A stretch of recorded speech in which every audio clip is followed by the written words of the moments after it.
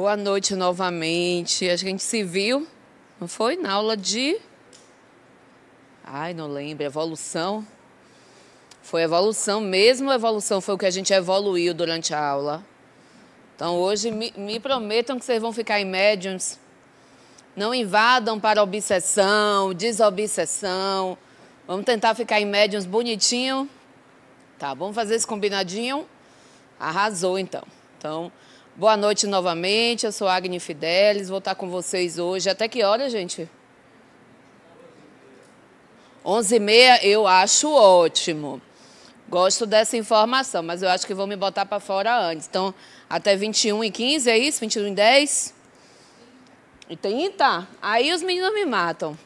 Aí a gente vai fazer aula de desencarnação. Não, essa daí não vai ser boa hoje, não. Então, vamos ficar só em médios, prometemos. Deram uma lida no conteúdo da aula de médiums. Então, quem seriam os médiums? Vamos começar pensando? Quem seriam os médiums? Todos nós. Olha que eu gosto de uma resposta empoderada. Alguém tem dúvida? Alguém acha assim, Agni, eu não sou médium? Você tem? Você acha que não é médium? Nadinha. Como é o nome? Pronto. Quem mais, além de meu amigo aqui? Gilson. Também concorda, Gilson? Com tudo que Suede fala. Suede disser que quer me dar 20 mil, você deixa. É isso? Oh, menina, tô gostando. Então, hoje a gente vai conversar sobre isso. Ah, peraí, gente. Aqui tá certo? Tá. Voltar.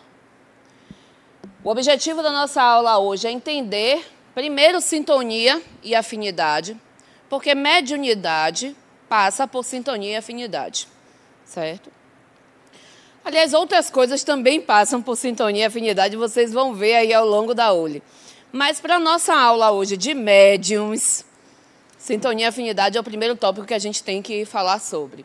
Depois a gente tem que entender o papel do perispírito nisso tudo, porque ele tem um papel importante neste processo da mediunidade. Depois a gente vai entender um pouco sobre esses conflitos psíquicos, né, que os médiuns ficam, isso é meu, isso não é meu, até onde é meu e até onde é do outro. Será que existe limite para o que é conteúdo do médium, conteúdo dos espíritos que estão se comunicando? A gente vai falar sobre esse desenvolvimento mediúnico e a importância disso para nós médiuns, independente de sermos ostensivos ou não. E a gente vai entender um pouco mais sobre isso. Quando a gente entender que esse médium ostensivo é aquele que tem a sintomatologia mais aguçada, né? Aquele que sente com uma maior facilidade.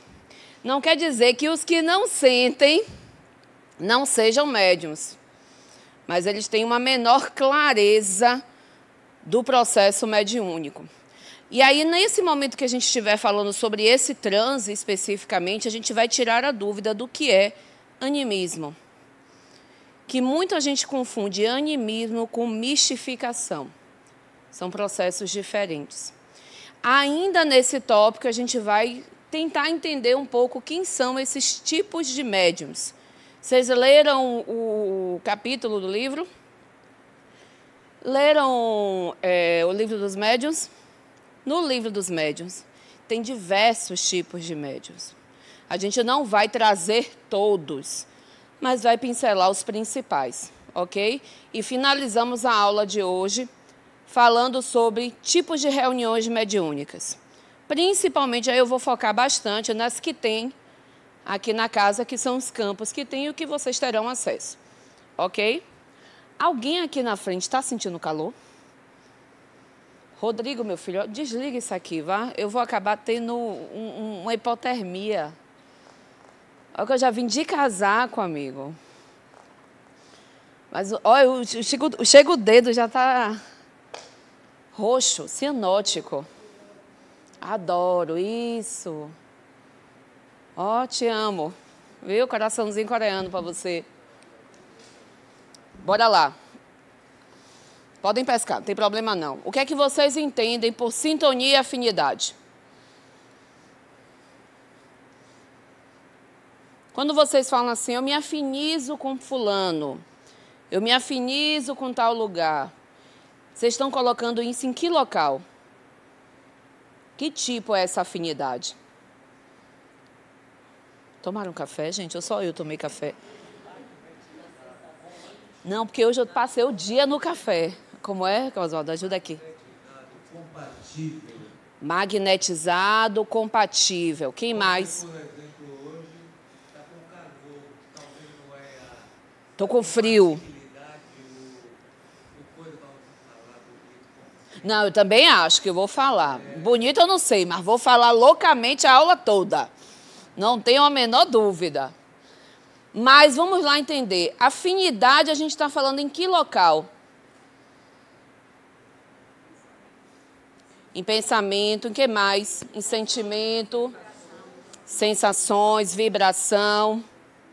Então, quando vocês dizem assim, eu sou uma pessoa, fulano é afim de mim. Ele tem o quê? Ele está mais ou menos vibrando numa mesma faixa de quê? De pensamentos, de sensações, de sentimentos. Não é isso? Então, aí a gente já vai entender que todo o processo que perpassa tanto a mediunidade como os nós médios, que somos as ferramentas que utilizam essa potencialidade, precisa haver primeiramente o quê? Uma afinidade e sintonia. Se não houver afinidade e sintonia, nós duas nos conectamos? Não, não há conexão, não há fenômeno.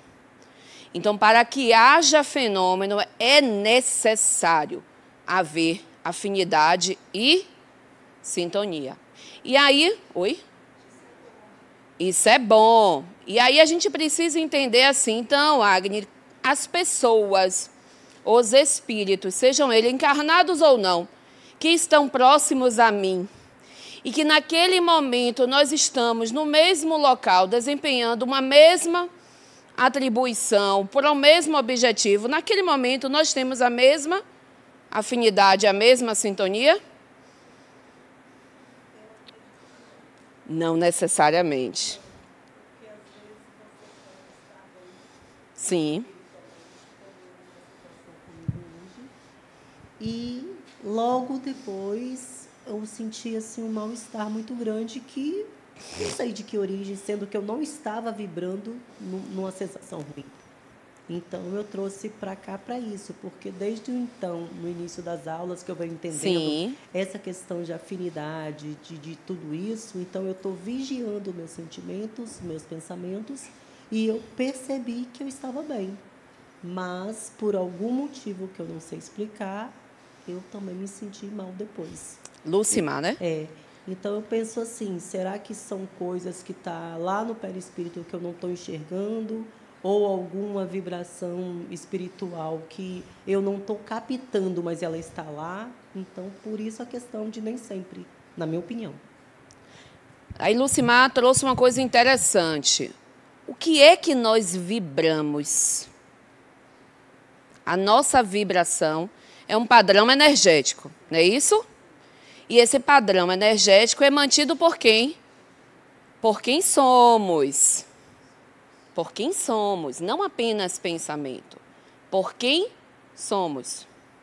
Dentro tanto de tendências que são macro comportamentos nossos, como aspectos bem compreendidos, como aspectos não compreendidos e não entendidos, como aspectos que nós reconhecemos que somos e aspectos que a gente não reconhece que é. Tudo isso é quem somos. E tudo isso mantém o quê? Essa faixa vibracional. Então, a grande questão é, o que nós vibramos não é apenas aquilo que nós conscientemente sabemos. Aí vem essa questão. Porque às vezes a gente está conscientemente o quê? Na CNTP, né? Na condição normal de temperatura e pressão, rodando o máximo que dá os pratos da forma mais bonitinha que consegue. Né? Então, você está conseguindo minimamente viver aquele momento ali equilibrado. Mas isso quer dizer que o inconsciente se mantém da mesma forma? Essa é a grande coisa. Vocês, como eu, a gente consegue performar diferente do que somos. Porque eu posso estar triste, eu posso estar melancólica, eu posso estar preocupada, eu posso estar ansiosa, estar performando aqui uma cara e um aspecto que não condiz com o que eu estou vivenciando, o quê? Internamente. Mas o meu padrão vibracional vai mascarado? Não. Vai em cima do que eu sou. Arrepiou, amiga? Ah, não. Pare com isso. É o ar-condicionado. Arrepio em tempo frio é o frio. Então, entenderam que a gente tem que entender o que é sintonia e afinidade? Ela está ligada à vibração. E a vibração está ligada a quem somos. Então, a gente pode dizer assim, mas Agnes, eu estou bem, mas só estou atraindo gente estranha. Por que essa estranheza é tão estranha para você? Porque ela é afim a alguma coisa. Ela está sintonizando com alguma coisa. Então, talvez ela não seja tão estranha assim. É estranha ao ego. É estranho ao ego. O ego olha aquilo ali e diz assim, eu não reconheço Maria de Fátima. Eu não gosto do que vejo. Mas não é estranho ao quem? Ao inconsciente. Porque algo neste inconsciente que é meu, sintoniza e afiniza igualmente a ela. E nesse momento nós estamos o quê? Conectadas. Então, não necessariamente, a sua resposta não é que nem esteja...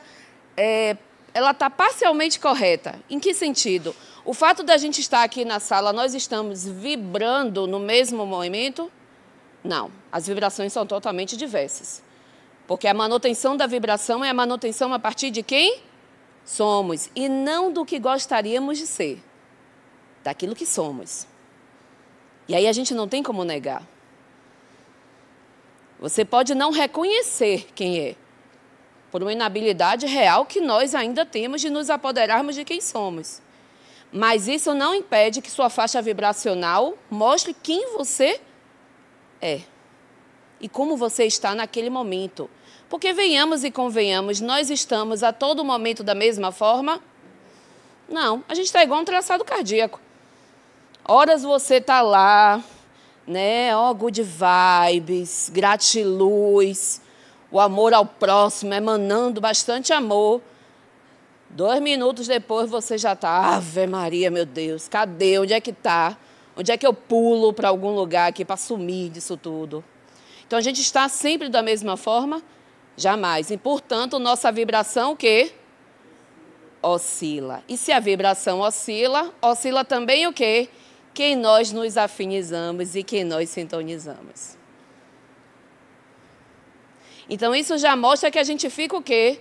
Em diversos grupos de amigos. Imaginem que grupos de amigos, e amigos que eu estou falando assim, espíritos, pode ser grupos de amigos, famílias, desencarnado, encarnado, não importa. Aquele agrupamento de espíritos que você está ali é um momento onde há o quê? Uma proximidade dessa sintonia e dessa afinidade, que não necessariamente é igual. Por exemplo, eu e Mercedes e Fátima. Estamos as 3 aqui neste mesmo ambiente. A faixa vibracional das 3 é igual? Não. Mas em algo é compatível, porque estamos no mesmo local, performando aspectos diferentes. 2 como aluna e uma como facilitadora. Mas a gente está no mesmo ambiente. Porque se nenhuma das 3 quisesse, não estariam aqui. Então, em algo, nós 3 conversamos juntas.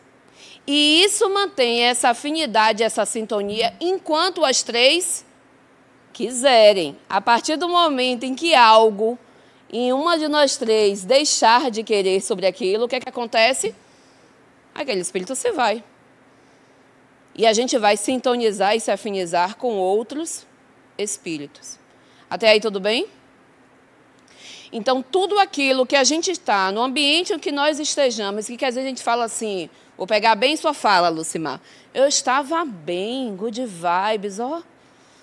Só amorosidade, tome coração, parecendo praticamente os ursinhos carinhosos, lembrem aí?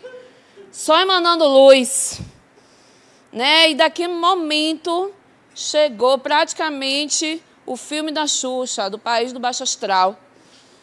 E aí você começou a ter sintomas que não condizem com o quê? Com o que a consciência padronizava do aspecto que você se percebia.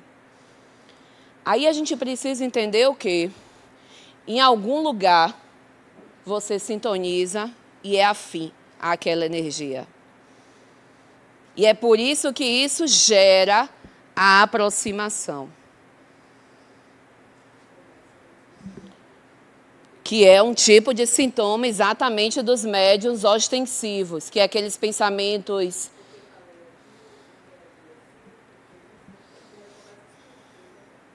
Se isso for mediúnico, que observe que a mesma coisa acontece com fenômenos anímicos.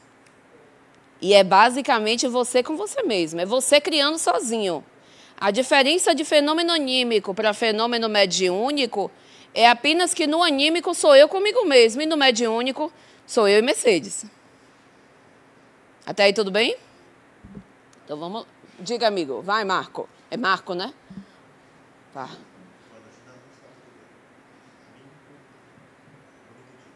O anímico...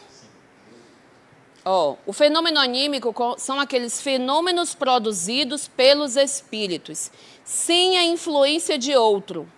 Então eu, Agni, que sou um espírito, que neste momento estou nesta dimensão, que vocês chamam de dimensão encarnada, se eu produzir fenômenos sozinha, esses fenômenos serão o quê?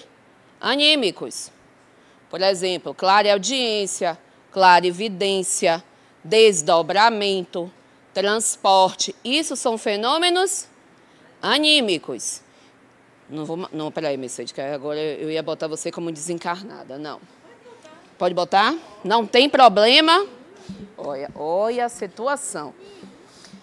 Mercedes desencarnada. Se ela comigo está promovendo o fenômeno, aí são fenômenos mediúnicos. E aí deixa de ser clarividência para ser vidência.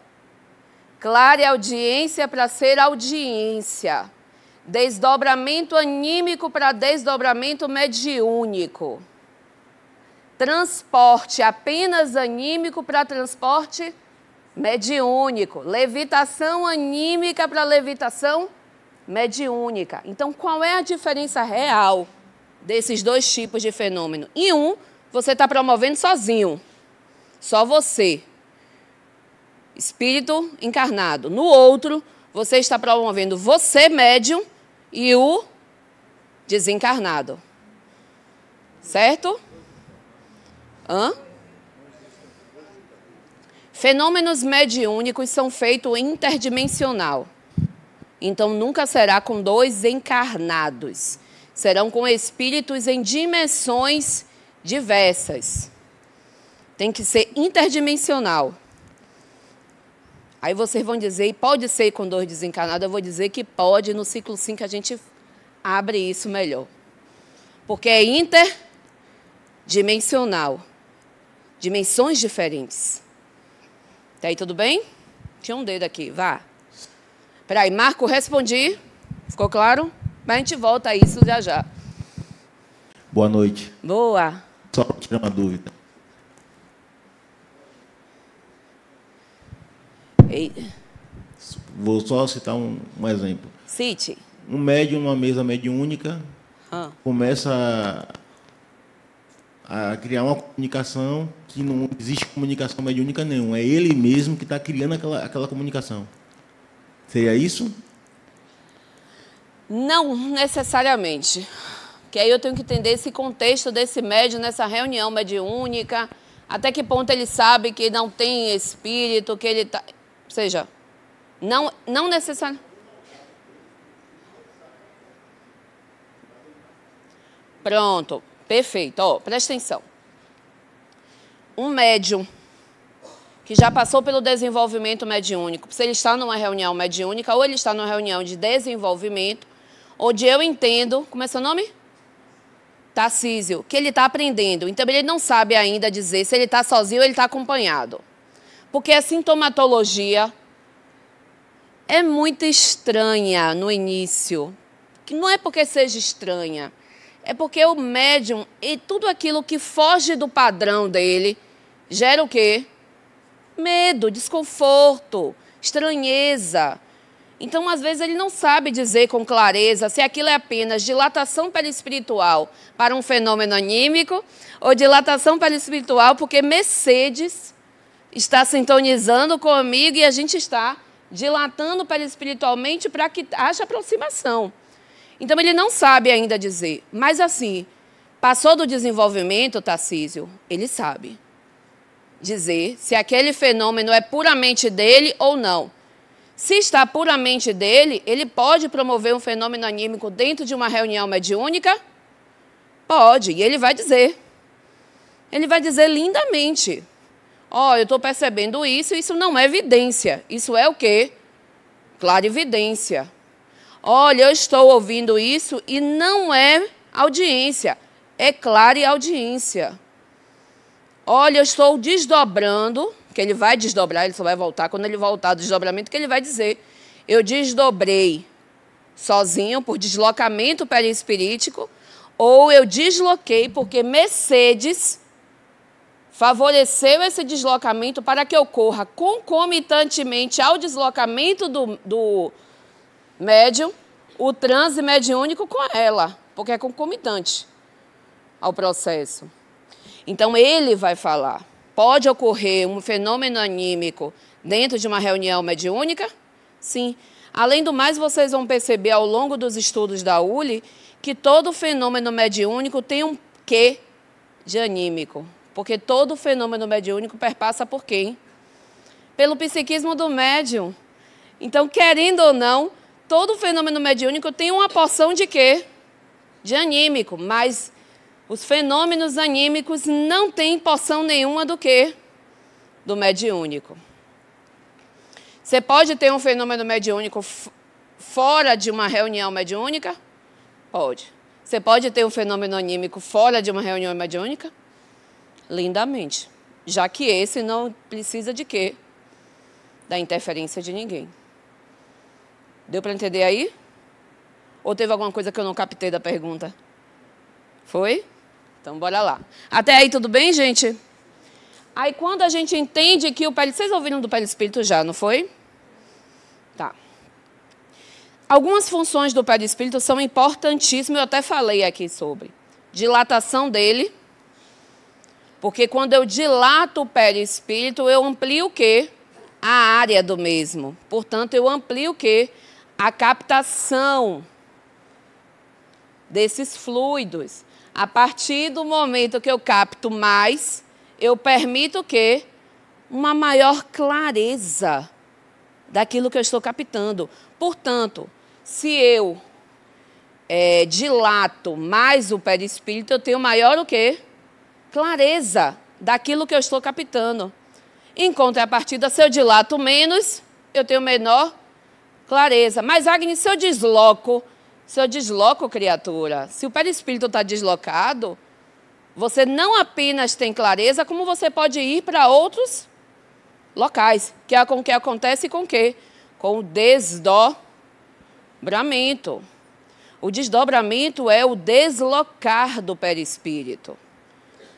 O perispírito, ele desacopla parcialmente do corpo e se desloca para uma região próxima ou distante. O desdobramento, como ele é um potencial anímico, é pelo desejo, se for anímico, do próprio indivíduo. E aí é desejo inconsciente, Mercedes. Porque grande maioria... Alguém já desdobrou aqui, gente? Deixa eu fazer uma outra pergunta que eu acho que talvez vocês encaixem. Alguém já teve aquela sensação de queda livre durante o sono? Olha que lindo, desdobraram. Isso é desdobramento. Um dos sintomas grandes de desdobramento é a sensação de queda livre.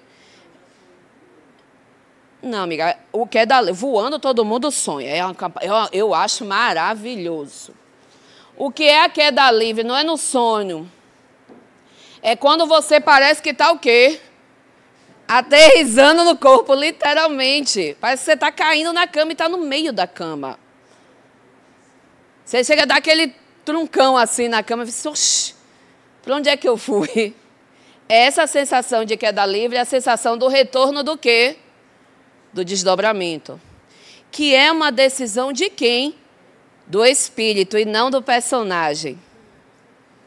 Pode ser consciente e pode ser provocado conscientemente. Na década de 90, estava muito na modinha projeção astral. Lembram?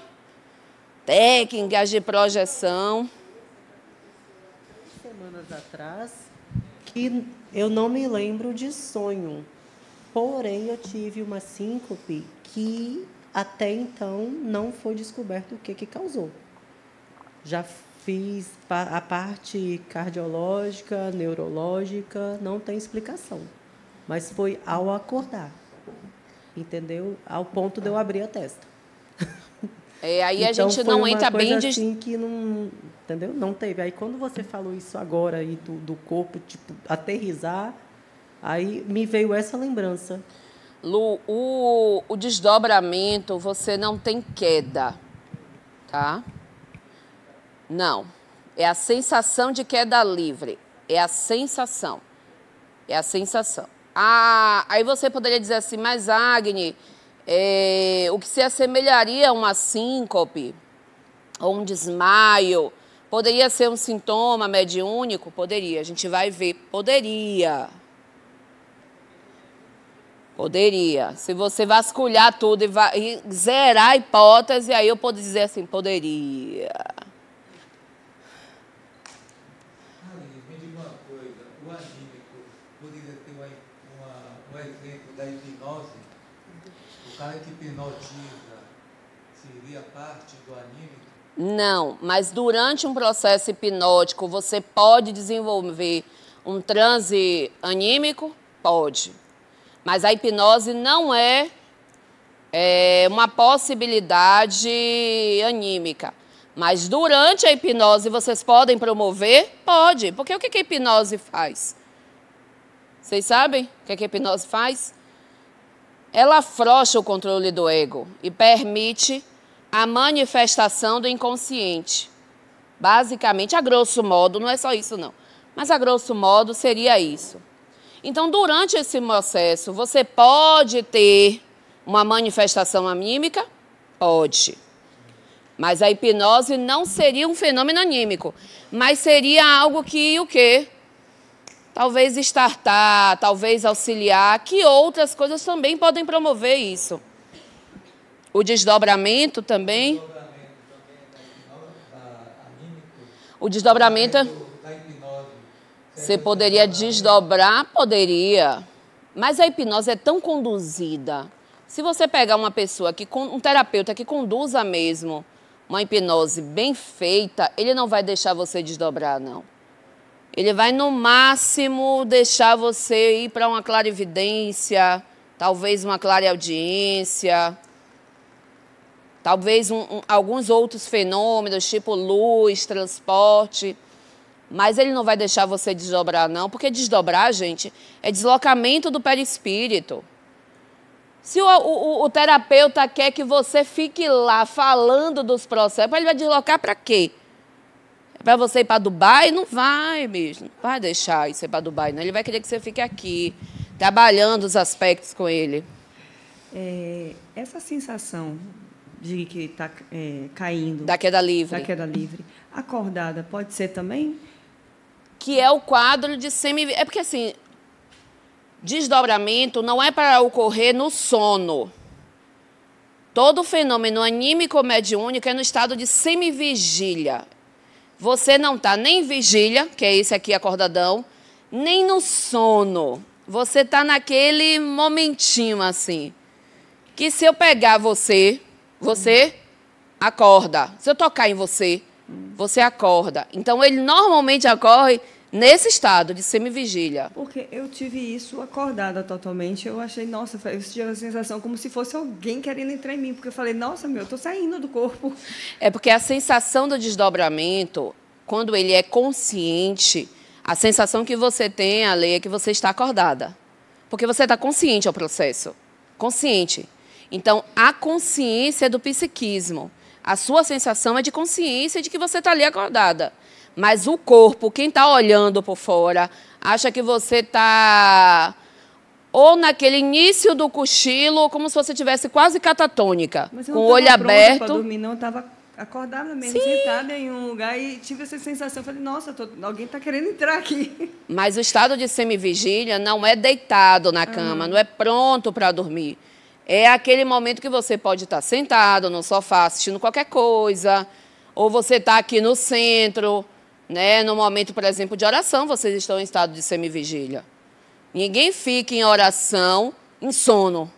Ou vocês estão em vigília, ou, no máximo, semivigília. Então, o estado de semivigília não é o sono. Não é o que você vai se preparar para dormir. O estado de semivigília é aquele momento que o ego rebaixa um pouquinho. Mas como é isso, um desdobramento? Porque isso é 1 segundo, então como é que você desdobrou? Foi para onde nesse 1 segundo? Nesse seu caso, você só deslocou o perispírito, que é o início de desdobramento, mas não manteve.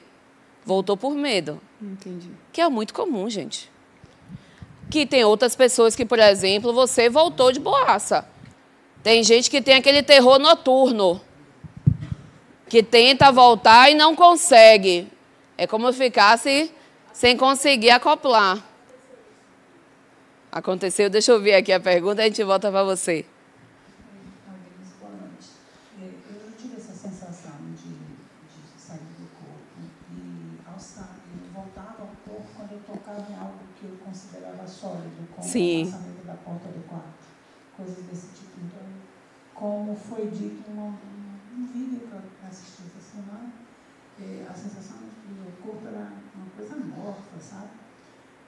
Então, eu já vivi algumas vezes essa experiência, mas o que eu sou iniciante, estou aqui apenas há 2 semanas. E na aula passada foi dito que nós somos algo como uma amálgama, né? Corpo, perispírito, alma. Foi o que eu entendi. E aí você me disse que o perispírito se afasta do corpo. A aula passada também foi dito que não existe possessão, o espírito não entra no nosso corpo. Essas coisas me marcaram. Então, se eu sou uma amálgama de alma, corpo físico e perispírito, como esse perispírito sai a passear por aí afora? Ele desloca, ele não se afasta totalmente. Aí você pode dizer assim, mas Agnes não se afasta totalmente? Ele fica vinculado por feixes energéticos, não é só um, que vocês já devem ter visto diversos vídeos de projeção astral. É porque na década de 90 isso foi amplamente divulgado como projeção astral, né? E aí botavam aquele cordão de prata vinculado, né? E aí muita gente fala assim, mas Agnes, cordão de prata estaria no umbigo? Não necessariamente, né? Se a gente fosse colocar o cordão fluídico, que é mais denso, lembram do filme Matrix? Como é que eles se conectavam aqui pela região occipital? Seria talvez os feixes mais densos, por assim dizer, que são exatamente os centros de forças que são maiores responsáveis pelo quê? Pela consciência. Mas não se preocupem não, que vocês vão ver isso bem lá no ciclo 2.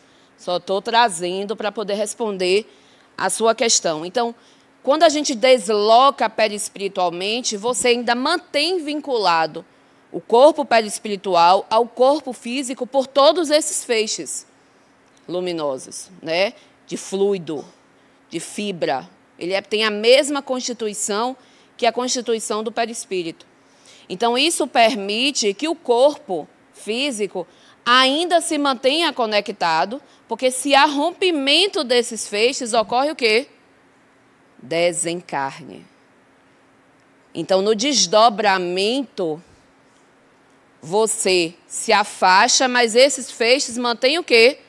A conexão ao corpo. Se isso ocorre puramente no perispírito, o fenômeno é desdobramento. Se isso ocorre simultaneamente entre os dois corpos, o fenômeno é chamado de sonambulismo. É como em desdobramento você está fazendo todo o fenômeno, mas por estar ainda o corpo físico fazendo os mesmos movimentos que está sendo feito no perispírito, isso deixa de ser desdobramento e passa a ser o quê? Sonambulismo. Então, no desdobramento e no sonambulismo, o deslocamento do perispírito não tem rompimento dos feixes que conecta ao corpo físico. Então, não há problema nenhum.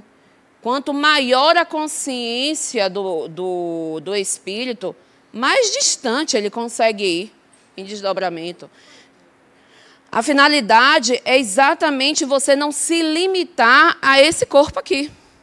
Porque se você é espírito, Mercedes, para que quando você está no processo de descanso do corpo, para que o espírito realmente precisa descansar a todo momento? Pare para pensar aí, porque quem é que cansa? O corpo. Aí você poderia dizer, Agni, a mente também. Tem horas que a mente também está cansada. Ok. Vamos a ver, entender que talvez entenda uma sobrecarga psíquica. Ele precisa se deslocar. No desdobramento, sim. Não é toda pessoa que precisa desdobrar. Não é toda pessoa que desdobra. Tem gente que fica dormindo junto com o corpo. Dormindo. A grande maioria das pessoas dormem junto com o corpo físico. A necessidade de desdobramento é uma escolha do espírito. Para conhecimento, para elaboração de novas habilidades, para lá na dimensão espiritual promover algum trabalho. Algo precisa para você sair. Você não vai sair só para, sei lá, para uma rave. Mas Agni não pode? Poder você pode tudo, né, gente? Poder você pode tudo. Mas a grande questão é, como o Mercedes trouxe, qual é o objetivo de desdobrar para ir numa rave? É meio sem nexo, né? Mas pode você fazer? Pode, criatura linda. Mas já que vai fazer, escolha um objetivo mais o quê? Mais construtivo para você, espírito. Espera aí, que eu já me perdi aqui as mãos. Vai, vá. Eu só queria fazer uma pergunta. Pergunte. Porque assim... Gente, eu vou passar o slide, viu? Eu ouvi em alguma aula que o espírito não dorme. Nunca. Tipo, ele não precisa dormir. Pronto, aí você completou a frase linda. Precisar. Não, ele não precisa. Porque ele não precisa desse descanso. Né? Mas alguns momentos esse descanso é necessário, sim, para a reconstituição perispiritual, no caso dos desencarnados, para a reconstituição perispiritual e física da gente, né? Em alguns casos é necessário até para um suavizar desse psiquismo, seja por trauma, seja por sofrimento, seja por dor, seja pelo que for. Às vezes, um estado de sonolência você consegue restabelecer melhor do que manter essa criatura em vigília o tempo todo. Então, dormir real, como vocês dormem à noite, não, nós espíritos não temos precisão. Mas o corpo físico e, às vezes, o corpo perispiritual e a mente, às vezes, precisa de um quê? De um tempo. Ah, Agni, quanto tempo? De pessoa para pessoa. De pessoa para pessoa. Vamos pegar aqui só fisiologicamente falando. Todo mundo necessita da mesma quantidade de horas para restartar? Não, gente. Não, o pessoal da área de saúde mesmo chega ao limite. Ao limite do suportável. Eu me lembro que eu trabalhei 17 anos na enfermagem, eu já cheguei a trabalhar 60 horas sem dormir. Mas também foi o meu máximo, sem entrar na zona da loucura. De começar o quê? Delirar. Não saber o que é realidade, não saber o quê? Do que é fantasia. Quando eu ia dormir, eu precisava das 8 horas que a maioria das pessoas precisam? Não, 3 horas para mim, 3 horas bem dormidas, eu volto nova. Ah, mas vamos dizer assim, fisiologicamente, 5, 6 horas, eu estou de boa. Meu esposo precisa de 8 horas. Se ele dorme menos que 8, ele acorda parecendo aquele povo de The Walking Dead. É, moído, acabado, destruído. Porque ele precisa das 8 horas para o quê? Para restabelecer organicamente. Então, da mesma forma, também é o tempo da parte da reconstituição perispiritual. E aí a gente tem que entender que na reconstituição perispiritual, a gente vai ter um outro processo. O que é que gerou essa perda dessa continuidade perispiritual? Às vezes precisa de mais tempo para reconstituir aquele perispírito direito. O que é que está gerando a necessidade de ter que dar um tempo psíquico? Às vezes a pessoa precisa de mais tempo também. Então isso também vai variar. Até aí tudo bem? Diga, amor.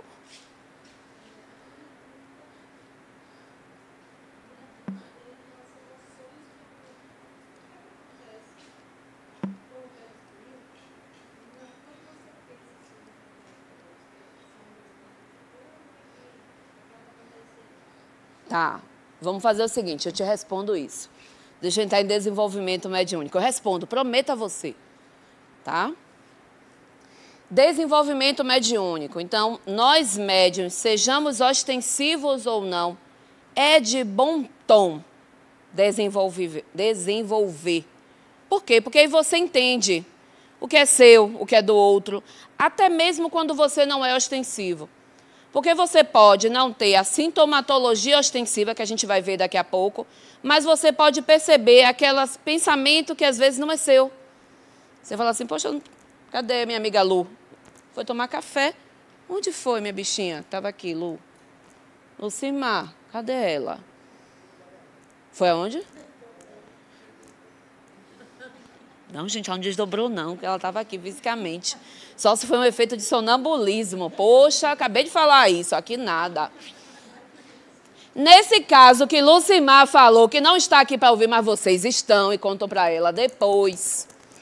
Nesse momento, ela, aparentemente, pelo que eu entendi, ela é ostensiva. Mas se ela não fosse, se ela só tivesse a percepção desses pensamentos perturbadores, ou às vezes, que aí vocês com certeza já perceberam, entrou num lugar e disse assim, poxa, esse ambiente está pesado, fulano está pesado.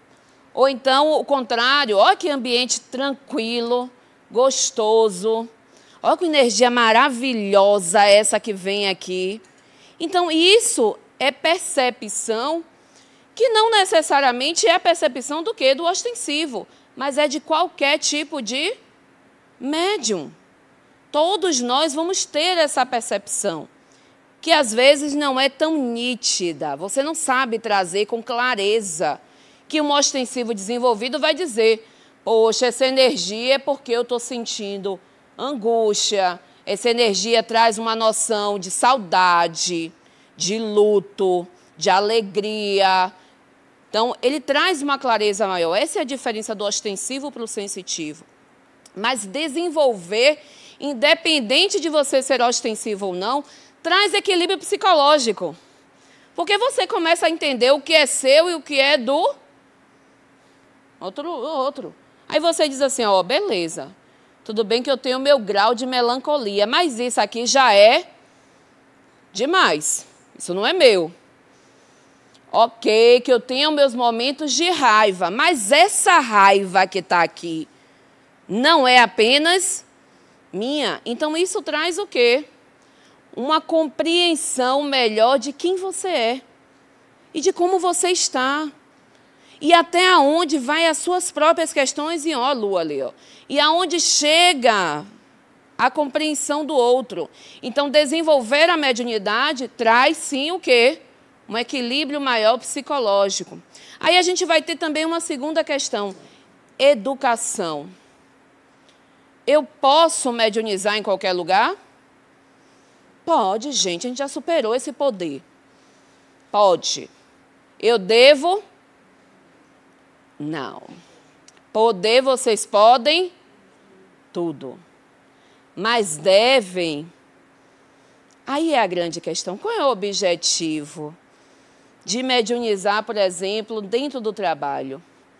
O que é que você ganha com isso? Né? Mas, Agni, pode ser no evangelho da minha família? Rapaz, há um adendo aí, né? Essa família é toda espírita? Porque se não for, vai virar um efeito o quê? Freak show. Você vai ser um objeto estranho. Se tiver um familiar que seja mais excêntrico, vai ser um fenômeno praticamente do exorcismo, aquele evangelho. Então, observe, tem objetivo para aquilo? Mediunizar no evangelho da família. Qual é o objetivo para isso? Vai agregar o quê para aquilo ali? Ah, para a comunicação, para o meu parente ouvir um recado. Recado de quem, criatura? Quem é esse recado que vem? Não é para não fazer igual a minha avó fazia evangelho todo aniversário dela. O evangelho já estava escolhido, a página que ia cair. E normalmente era um recado para alguém encarnado, que ela já falava assim, ó, de frente para a pessoa. E se a pessoa se fingisse de louca e que não estava entendendo, ele ainda cutucava.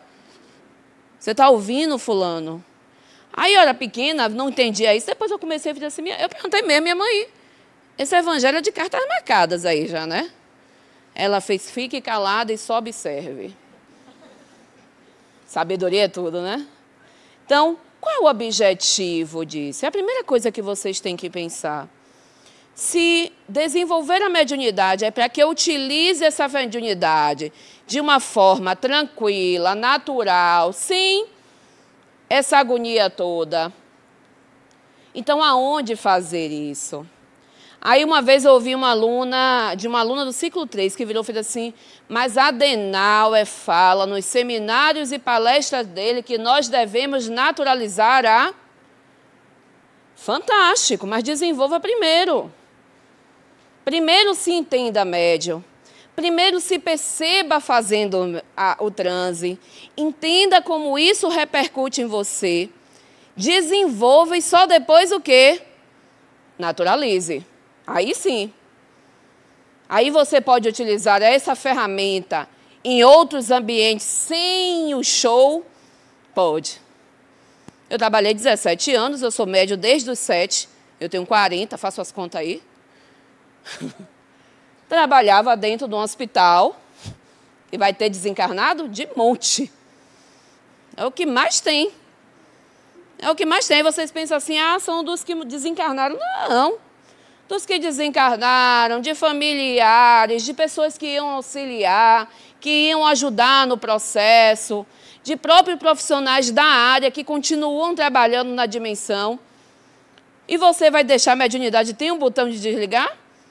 Não, mas você precisa ficar na frente do paciente fazendo o transe mediúnico?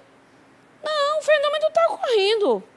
Você está ouvindo, vendo, e diz assim, ó, mas agora eu preciso ser o quê? Enfermeira. Eu me lembro uma vez, só para a gente entender esse processo, o paciente estava como se fosse num surto. Não era um surto. Era um transe mediúnico. Mas eu ia dizer que era transe mediúnico? Não. Surto. Acionei o médico plantonista. Ele fez, doutor. O paciente surtou. O paciente surtou. Já contive mecanicamente para ele não se machucar. Mas eu preciso de uma contenção química. Suba aí para me ajudar. Tome a contenção química. Corta feito de transe mediúnico, contenção química? Jamais será. Você pode dar o que você quiser, a não ser que você leve, entube e cede realmente. Desconecte o centro. Aí, beleza, corta o transe. Foi? Não corta, não. Sabe o que foi que cortou? A mãe era evangélica, abriu aquela parte ali do Antigo Testamento, que tinha as orações lá.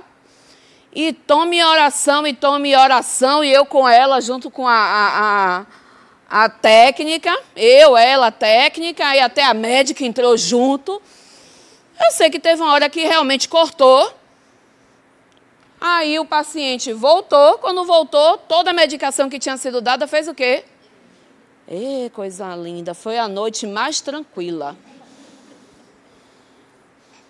Aí a mãe fez assim para mim, Agnes, e agora? Eu fiz assim,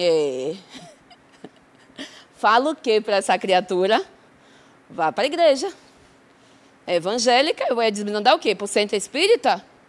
Jamais. Mandei ela procurar quem? A fé dela. Para que ela, junto com ele, tentasse fazer o quê? Desenvolver essa mediunidade desse menino. Para que ele não ficasse sendo apenas sobrecarregado com o quê? Como se fosse um paciente psicótico. Então, desenvolver essa mediunidade também é educar. Mas também é estudar, gente. Mediunidade é um tema que ele vem sendo amplamente estudado. Então, nunca finda. Nunca tem um limite para a teoria de mediunidade. Então, é estudar. Estudar de novo. Estudar o quê? Mais uma vez. Se vincule. Aí, muita gente fala assim, Agnes, eu preciso me vincular a um grupo mediúnico? Não necessariamente. Vocês vão aprender isso ao longo da aula. A forma como eu utilizo minha mediunidade pode ser dentro de uma reunião mediúnica, pode ser dando aula, pode ser no núcleo de passe, pode ser dentro de entrevista. Ou seja, tem diversas formas de você utilizar o seu potencial. Isso não tem que estar restrito ao quê? Uma reunião mediúnica. Uma grande amiga minha, ela é pastora daquela igreja batista aqui da Paralela, e ela usa exatamente com eventos de pré-cognição, que eu poderia dizer a ela que não é mediúnico, mas eu vou dizer isso a ela? Não, é fenômeno anímico. Premonição, sonhos premonitórios é fenômeno anímico, se chama eventos de pré-cognição, onde você antevê fatos, seja vendo realmente ou sentindo. Ou você desloca realmente no tempo e no espaço, tanto para frente como para trás, ou você simplesmente tem a sensação do quê? De que algo vai acontecer. Isso tudo é uma potencialidade de quem? Do espírito. Não nada a ver tem com um evento mediúnico. Tá? Pode ser uma informação de um espírito desencarnado? Pode, amiga, mas assim, ao longo desses anos, trabalhando em reunião mediúnica e trabalhando dentro de um centro espírita com a mediunidade, fora do centro, eu nunca vi um espírito fazendo fofoca que não fosse com um aspecto estranho. Porque assim, Ale, pensa assim, se eu consigo, eu sou desencarnada, estou aqui com você. Se eu sei que vai acontecer provavelmente alguma coisa com você, o que adianta eu contar isso para você?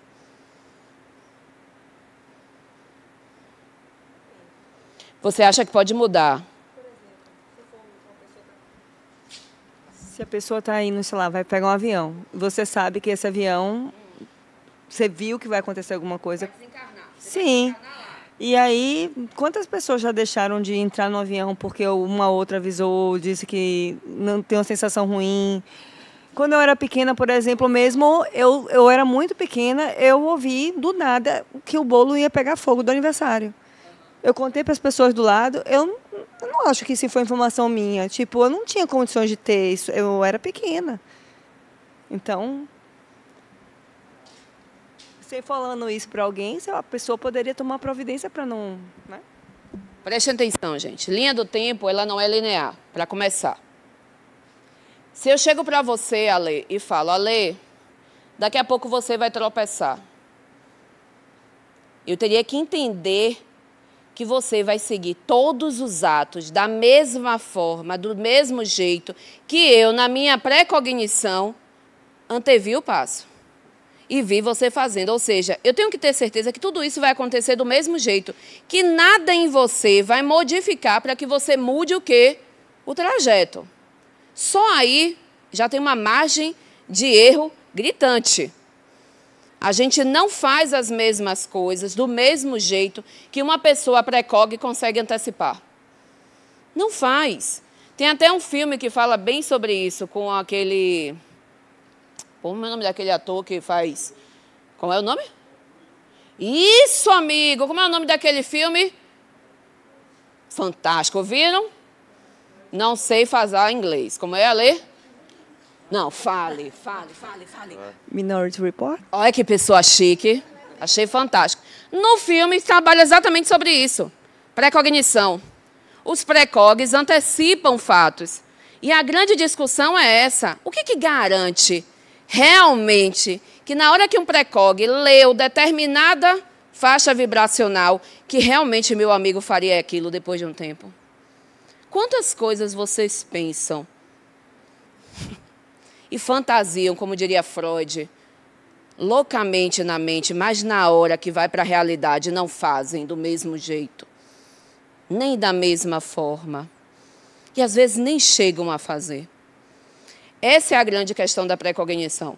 Você não tem a lei como garantir que aquilo realmente vai o quê?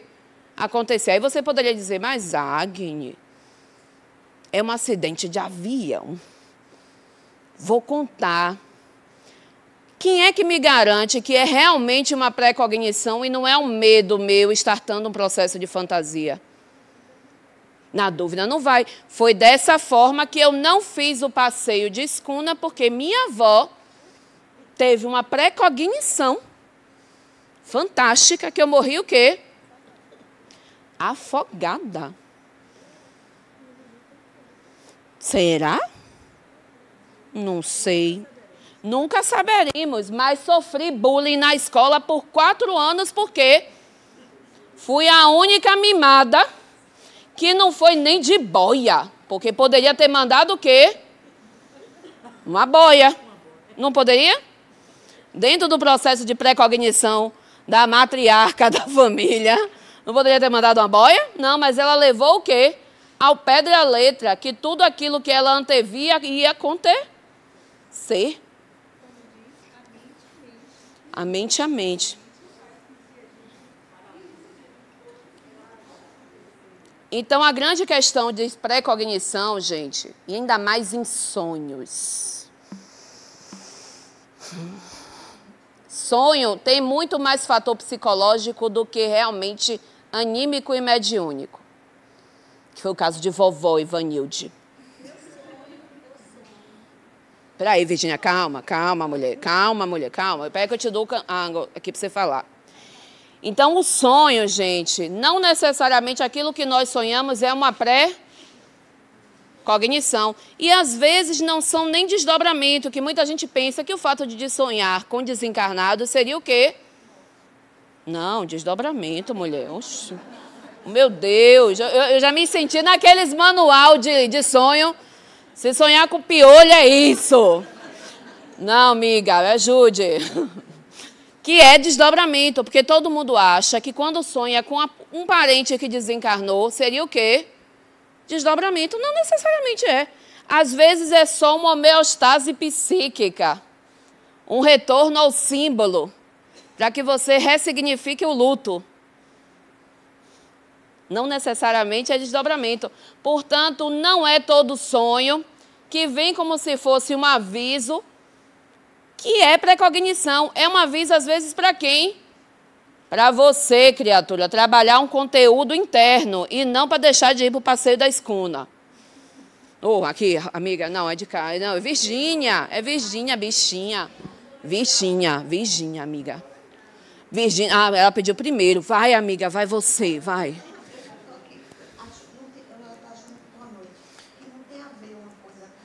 Mas conte, que eu sou curiosa.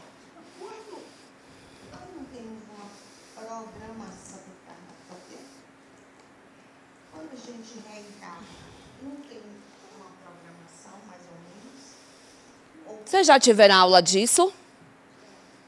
Ô, Glória, então eu posso falar. Porque assim, como ela falou, alguém Não teve, não foi? vê, né? Vai cair um avião, não entre naquele avião.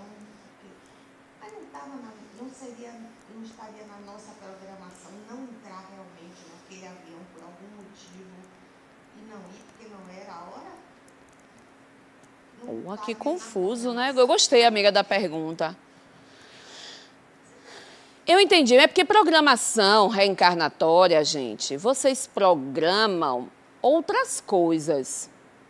Né? Aí você vai dizer assim, Agni, eu programei a minha desencarnação. Sim, como você também programou a sua viagem. Quando vocês viajam, vocês não programam o dia de ida e o dia de volta? Pronto, é a mesma pegada. Mas isso pode ser ajustado da mesma forma. Está acontecendo a mesma coisa aqui no processo. A forma que você planejou é como foi executado? Eita, aí é que é gostoso. Nunca é. Parem com isso. A viagem que vocês planejaram nunca sai do mesmo jeito. A pessoa que é mais engessada psiquicamente, não entendam isso como se fosse algo ruim. Porque tem psiquismo que é engessamento mesmo.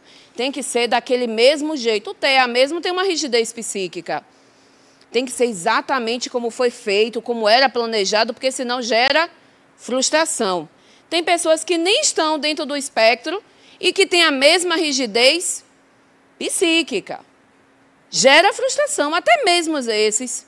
A viagem sai do mesmo jeito? Não, gente, não sai da mesma forma. Recentemente eu estava conversando com uma aluna minha do 6, que ela disse que planejou uma viagem e que tudo aconteceu totalmente diferente.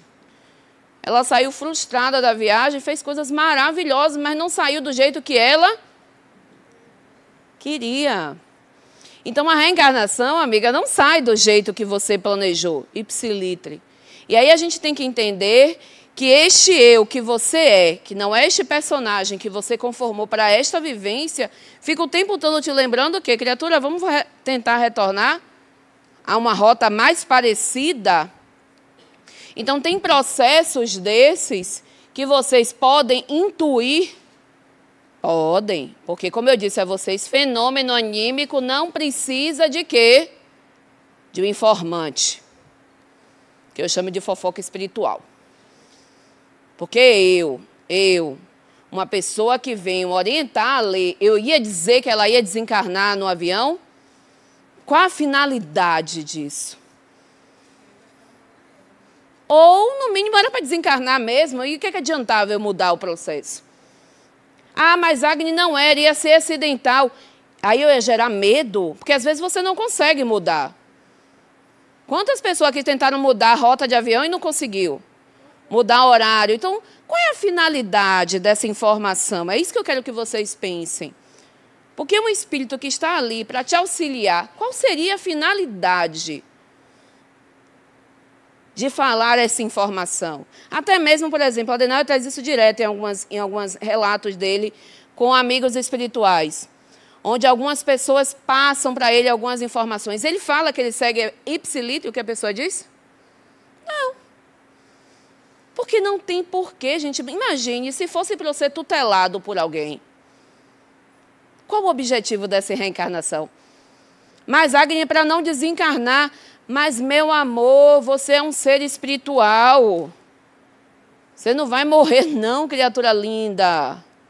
Você só vai passar para outro plano, mas, Agni, eu quero ficar com minha família. Meu amor, você também não vai ficar com essa família por muito tempo. E não é porque vai desencarnar, não. É porque as próprias escolhas desses espíritos vão se encarregar de afastar. Então, reveja esses medos e anseios desse que de nada a ver, às vezes, tem com desencarnação. O nosso medo da desencarnação, que gera essa necessidade de tutela do outro, é causado muito mais por anseios psíquicos do que realmente da necessidade da mudança de um padrão para o outro. Diga, Virgínia.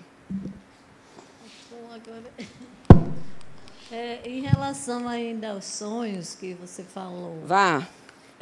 Eu tenho sonhos premonitórios e eu nunca falo com a pessoa, mas assim, eu vejo nos sonhos. Eu vejo o que vai acontecer, uma morte, um acidente.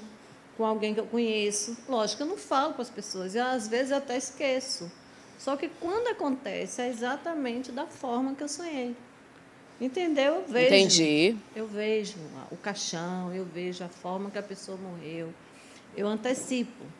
Mas eu nunca falo, às vezes eu esqueço até, entendeu? Que eu sonhei aquilo. Quando acontece, aí realmente eu me lembro que eu sonhei aquilo. É horrível, para dizer a verdade. Mas Amiga, você sonhar acontece. comigo, não me conte não, também, viu? Não conto não pra me ninguém. Essa é uma fofoca que eu não Eu gostaria até de saber. esqueço, é sério, eu esqueço Né? que eu sonhei. Eu faço questão de esquecer que eu sonhei. Só que quando acontece, às vezes mais rápido, às vezes bem depois, mas é da forma que eu sonhei, que eu vi no sonho, entendeu? Não é como se alguém me falasse, não, é como se eu me transportasse e visse a cena. Sim, pré-cognição é isso. E acontece do jeito que eu vi. Isso aí não é legal, não. Não necessariamente pré-cognição, a gente tem muito o hábito de achar que pré-cognição é antever apenas predisposições, não, vamos dizer assim, desequilibrantes, vamos por assim dizer. Não necessariamente.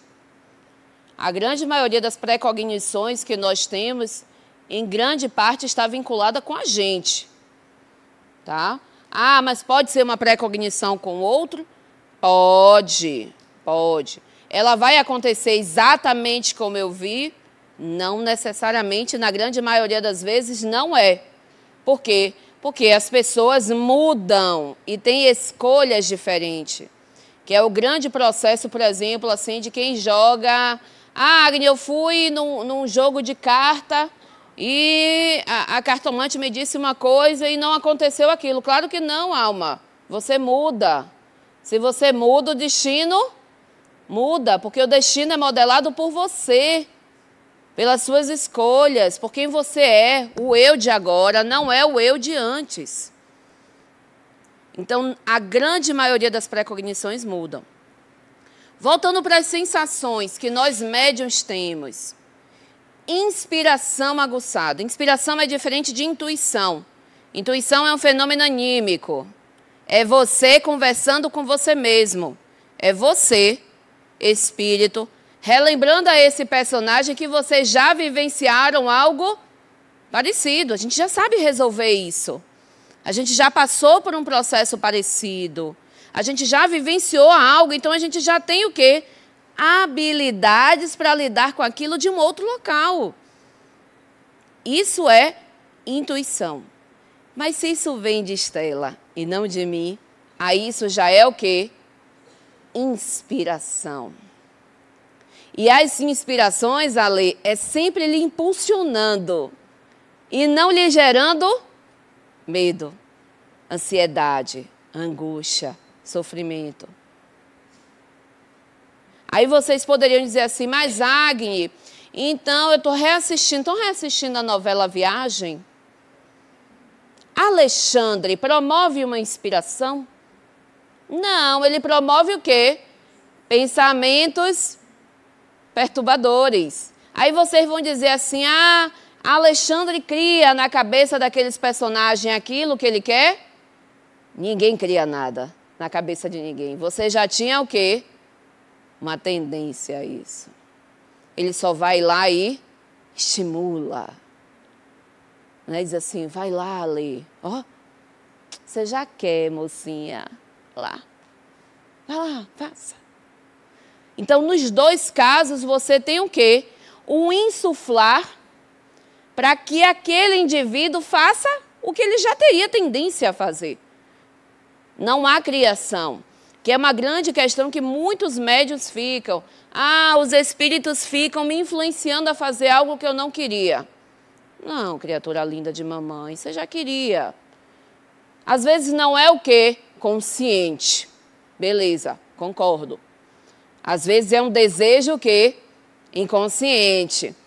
Que a consciência não permite que você realize daquele jeito. Ok, concordo. Mas o potencial você já tinha. Visões que a gente já trouxe, né? E aí, nesse momento que a pré-cognição ocorre junto com a mediunidade, a gente tem uma sensação de que ela é um pouco mais o quê? Vívida. Porque você tem estimulação de 2 campos. Se no fenômeno anímico eu só trabalho com o quê? Com o meu campo. Se eu coloco eu e mais outra pessoa aqui, isso ganha o quê?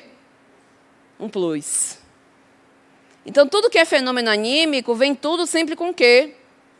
Com a maior exuberância do que o fenômeno puramente anímico. Aí a gente vai ter ali distúrbios de sono. Aí muita gente fala assim, Agni, todo distúrbio de sono não é fenômeno anímico? Não. Todo distúrbio de sono é fenômeno mediúnico? Não. Você tem que ir caso a caso. Você tem que entender o que é esse distúrbio de sono. O que é? É o que o povo chama de terror noturno? É o medo do escuro? O que é isso que está sendo vivenciado? Em que fase isso está sendo vivenciado? Porque na criança e até a pré-adolescência é muito comum ainda você ter esses processos. No adulto é menos comum, mas pode ter? Pode. Pode ter sim. Aí você vai ter aqui sonhos com quem já morreu. Eu já disse isso, nem toda vez que você sonha com quem já desencarnou, necessariamente é a pessoa. Às vezes é só um símbolo. E aí muita gente fala assim, então perdeu o gosto. Não, ganha um gosto maior ainda. Porque se é um símbolo, e se seu inconsciente trouxe aquele símbolo, aquela ímago para que você trabalhe, algo precisa ali ser solucionado. Algo precisa ser ressignificado, transmutado. Então, para mim, é um potencial até muito maior do que apenas o quê? O reencontro com o ente querido, né? Sensações de ideias estranhas, que é aquilo que a gente já falou um pouco mais cedo. Que é aquele momento que você não sabe se aquela ideia é sua ou é do outro. E é aí que vem o desenvolvimento mediúnico. Porque quanto mais eu conheço de mim, mais eu sei discernir o quê? O que é meu e o que é do outro. Mais eu consigo dizer o quanto aquilo verdadeiramente é uma ideia apenas minha, ou quando aquilo já parte do quê? De uma influência do outro. Aí a gente vai ter sensações de presenças, que é aquela sensação de que você tem de que está acompanhado, de que tem alguém próximo a você. Alguém já sentiu isso aqui? Essa é uma sensação, que é você olha e não necessariamente percebe com os olhos, né? A não ser que seja um médium vidente. E aí tem um caso bem interessante que aconteceu comigo. Eu já trabalhava no hospital que eu saí, e na época a minha coordenadora de enfermagem tinha um quadro maravilhoso, que ela achava extremamente funcional, mas que só servia para a gente escrever e psicografar lá, porque ninguém olhava aquele quadro. A ideia, a teoria era orientação da equipe, mas alguém se orientava por ele? Não. Mas a enfermeira do SN ia lá toda noite alimentar. Tantos pacientes internados na unidade, tantos que eram acamados, tantos que eram semi-acamados, tantos que eram independentes, que tinha alergia, que tinha isso, e tome psicografar. E eu, que tenho uma letra, parece um hieróglifo, aliás, é uma letra feia, aí não vem dizer assim, mas Agni, você não é médica. Mas o pessoal da área de saúde normalmente não tem letra bonita. Porque é um povo que escreve de qualquer jeito, para ganhar tempo. Não é para vocês não entenderem, não. É para ganhar tempo. Porque tempo é trabalho. E aí eu estava lá psicografando, né? Com calma. Apareceu uma entidade, literalmente, do meu corpo. E eu achei que era o quê? Um paciente encarnado. E aí perguntei. Eu fiz, Estela, está fazendo o quê fora do leito? Louca, né? Porque 3 horas da manhã, você conversando com a criatura parada fora do leito, no mínimo você ia fazer o quê? Caminhar ela de novo para onde? Para o leito. Mas a enfermeira do SN não faz isso, né? Vai entender o que é que aquela alma quer primeiro ali, para tentar resolver logo, para depois encaminhar. E aí, ela falou, estou sem sono. Eu fiz, menina, então conversa comigo um pouco mais.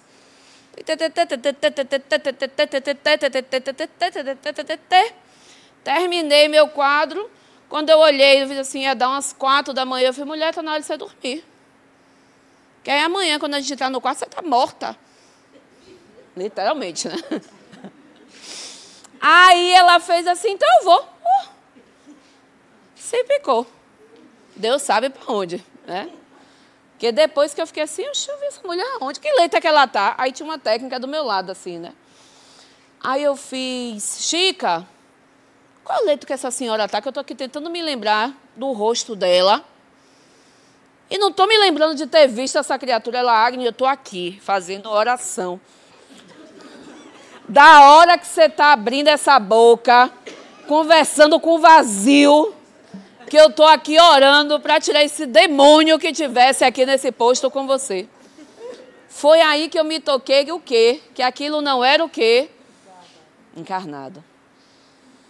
Como ela já sabia, aliás, a maioria da minha equipe sabia que eu era espírita, achou que eu estava conversando, ela é evangélica mesmo, achou que eu estava conversando com um demônio real. Né? E aí foi muito engraçado, porque na hora que eu fui para o descanso, Chica ia comigo. Você acha que ela foi para o descanso comigo?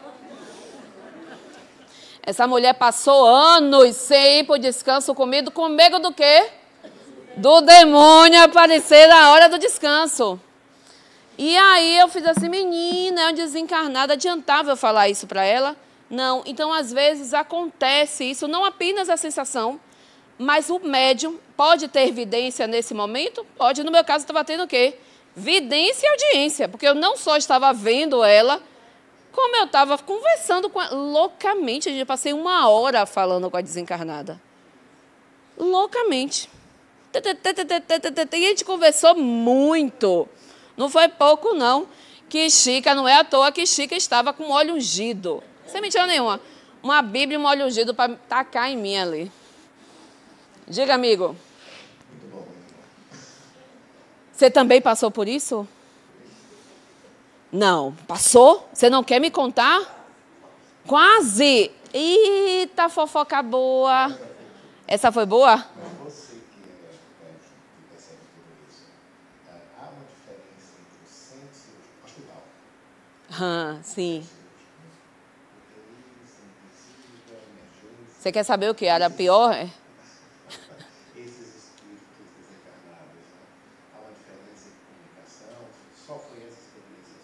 Não, eu passei 15 anos, eu não vou dizer o nome do hospital, não, mas eu passei 15 anos dentro de um mesmo hospital. Teve uma coisa de louco. Particular. Tem diferença?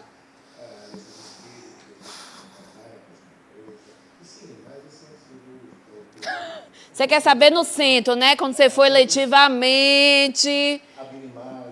A bioimagem, é?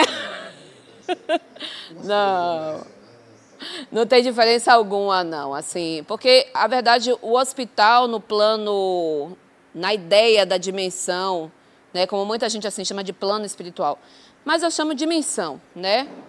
A diferença de um vidente para um clarividente é que o clarividente, por exemplo, olha aqui o salão, ele só vê os encarnados, e ele enxerga para além das paredes físicas, o clarividente. Certo? É como se ele estivesse vendo... Menina, só me veio essa imagem, mas eu vou fazer bem essa analogia. Você lembra de Thundercat, aquela espada de Lion, me dê a visão além do alcance? Pronto, é bem essa pegada aí. Ou seja, o clarividente ele vai dentro da dimensão onde ele está, só para frente ou para trás. Em imagem. O vidente, o que é médium, aí não existe paredes para o processo. Então, por exemplo, aqui, eu que sou vidente, e a evidência apareceu bem com 7 anos, foi exatamente a primeira que apareceu. Não tem diferença para mim, vocês encarnados, para os alunos desencarnados que estão aqui. E a sala do básico de desencarnado é superior à de encarnado. de tamanho e de quantidade de espíritos. Só para vocês terem uma ideia. Então, no hospital, quase que eu soltei o nome do hospital, não tem diferença. Não tem diferença. As unidades são povoadas da mesma forma, porque são diversas equipes. Tem tanto espíritos que não sabem que desencarnaram, quanto que sabem que desencarnaram, quanto que são amigos de vocês e vieram junto fazer visita e lá estão fazendo visita ainda. Né? Como não vieram com vocês, estão lá fazendo visitas. Como gente que trabalha lá, da mesma forma que eu, mas não estava ganhando a mesma coisa que eu estava. Espero que esteja ganhando coisas milhares. Então, assim, é muito amplo. O que entende é, todo médium percebe da mesma forma, vidência? Não. Existem diversos graus de vidência, que aí é muito do médium. É muito do médium. Quanto maior a quantidade de possibilidades que o médium tem, aí vocês vão ver bem isso no ciclo 3. Mas a gente vai falar um pouco de pineal, vai falar um pouco mais de perispírito, ou seja, o quanto mais ele se predisponha e tenha de fluido para gastar loucamente, e o quanto mais essa pineal seja robusta, mais exuberantes são os fenômenos e com maior nitidez isso se torna. Quanto menor tudo isso que eu falei, menor nitidez, menor percepção. E aí tem uma coisa bem legal de evidência, só para vocês entenderem, que a gente já vai falar dos tipos de médiuns, e videntes é um dos. Todo vidente vê da mesma forma? Não, porque a percepção da vidência, apesar de não ser igual à visão, você não enxerga com os olhos. Você percebe a luminosidade com os olhos, né, com alguns elementos que tem nos olhos. Mas a tradução do que você enxerga está no cérebro. Então, de fato, você enxerga com o cérebro. Porque é uma tradução simbólica. Se eu botar um espírito desencarnado aqui e botar 3 médiuns videntes, todos eles vão perceber a criatura do mesmo jeito? Não. É por isso que, às vezes, você tem, numa reunião mediúnica, 3 médiuns videntes falando de um determinado espírito com percepções, às vezes, diversas. E aí cabe ao coordenador da mediúnica dizer assim, vamos tentar aqui, como é o padrão da roupa? É alto? É baixo? Para tentar o quê? Nivelar a simbologia. Isso varia também na audiência? Também.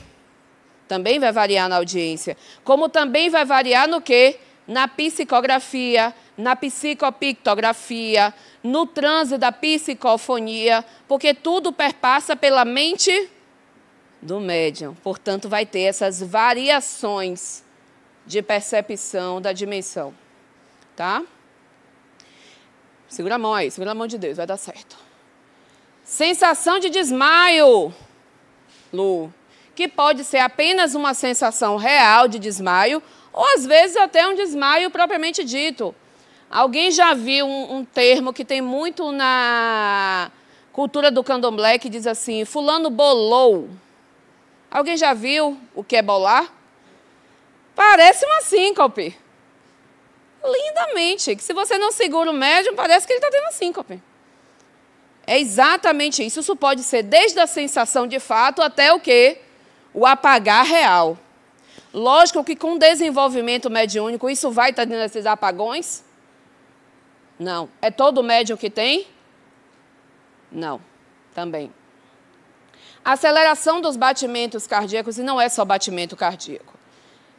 A partir do momento que você tem uma maior frequência cardíaca, você vai ter uma maior pressão sanguínea, você vai necessitar de uma maior ventilação, portanto, você vai ter um aumento do metabolismo, um aumento de filtragem glomerular, ou seja, a produção de urina. Você vai ter, aumentando o metabolismo, você vai ter aumento de quê? De fome. Portanto, você também vai ter aumento do peristaltismo intestinal. Então, observe que não é só batimento cardíaco, como eu coloquei ali. É toda uma alteração que? Fisiológica. Acontece a todo momento com o médium? Não. É quando ele mantém a sintonia e a vibração maior com o quê? com o comunicante. Então, normalmente, isso ocorre muito quando está próximo ao transe, ou durante o transe, ou o fenômeno mediúnico, tá? Mudanças de humor, isso é muito comum no médium, que é o que a gente chama de labilidade emocional. Horas você está, parece que você está na puberdade, na fase adulta. Deu para entender mais ou menos? Ou para nós meninas, o pré-menstro ou a menopausa, que entra dentro do mesmo local, que é essa labilidade emocional. Horas você está de um jeito, horas você está do outro. Todas as mulheres são iguais, por exemplo? Todo mundo tem essa labilidade emocional? Portanto, nem todo médium vai ter a mesma labilidade emocional. Da mesma forma.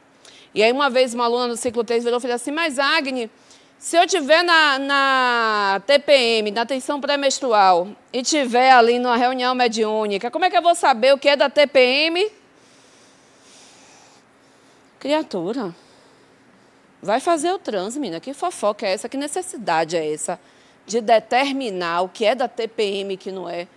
Se não importa se vai acolher a Alessandra ou vai acolher a Alessandra com outra pessoa, tem diferença? Não está acolhendo o espírito?